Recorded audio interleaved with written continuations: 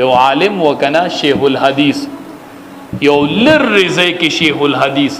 اکثر د لوی لوی علما د کلو نه بهر وتلی دي ټول وس کلی کې څوک قدر ونه کینو نو هغه په یو لری مدرسه کې وو التینمو شیخ الحدیث حضرت مولانا گل رسول خان سے دا نوم یو هغه د غلری زین لکلی طرف ترا نږدې شو نو خلق ته شیخ الحدیث کټ کوي مولانا گل رسول خان سے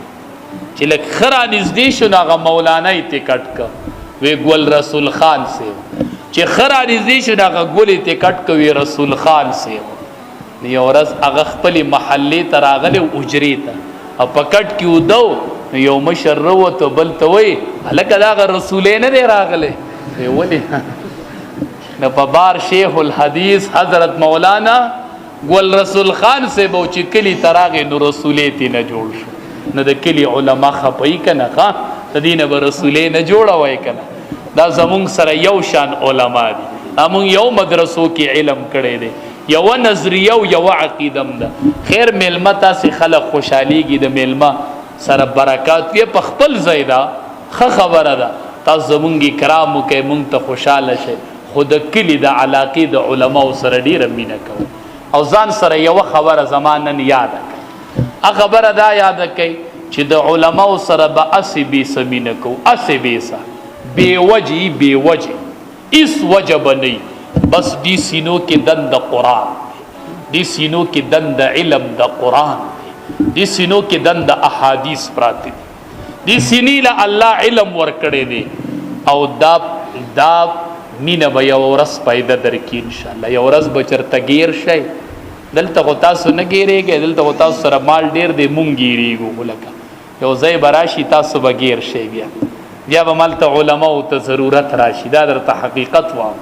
یو راج بد علماء یی میدان محشر بی او د عرش نه به आवाज کیږي چې یا معشر العلماء ای د علماء جماعت په عرش کې ودا و د عرش نه به आवाज راشي یا معشر العلماء ای د علماء جماعت عرش ترا نږدې علماء به ټول عرش ته نږدې رب العالمین مورتوي چې ما علم دې د پاره نو درکړې چې تاسو جهنم ته وګرځو ما علم دې د پاره درکړو زي علماء به حساب می بخلیه زي جنت ته زي خلق بلا حساب پاتی بعضی روایتو کې راځي دا علما بدی سي روایت یو بل بتی تپوس کې چې سحال ستا حساب وشو زما خلا حساب پاتې دي زما خلا بیړای نه د پار شوی اخو ډیره سخت ورځ ده حدیث مبارک کې را دي اجتماع العالم والعابد على باب الجنه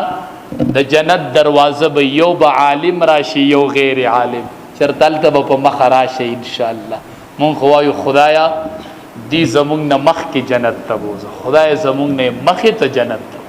مون پتا سو به جنت سود نه کیږي زمونږ د علماو د اړونه خو کو وکتل د ځان په حواله بیا به ومنه چې دا علما په مون خپکی بل ور ز گاڑی کې روانم کسو درول وی ودرېګا مې خجی ولاړې ما وی شیشه کته کمه هو کته مې خپل د ما ته سوې وی ما ته مې مور وی چې کدا مولوی سیب دی کله ولید کنا دله بدا پټکې خولې سی وتی کوړه ناراضي وی مور مې را تداوی ز تعالی دا پټکې خولم مې شل پیری خو خپل کا او زمونږ دا نیت ته چې خدای دې ستا بچي حافظ او عالم کی چې دا پګړې رواله مو په سره ولکیدم چې دا والا زکو دا ستا د مور خوخوا دا پګړې ستا نه پښلو پیرو پلار ستا د بچی نه قربان مورې پښلو پیرو ستا د بچی نه قربان دا ایمان دی ایمان ستا سو بچو تم زانو نه وقف کړی دي ستا سو د بچو نه علما جوړو دا پګړې ستا سو په بچو سود دي دا رالو ستا سو دی بچو له پسر کو دومره مینم د ستا سو سره دی اړکی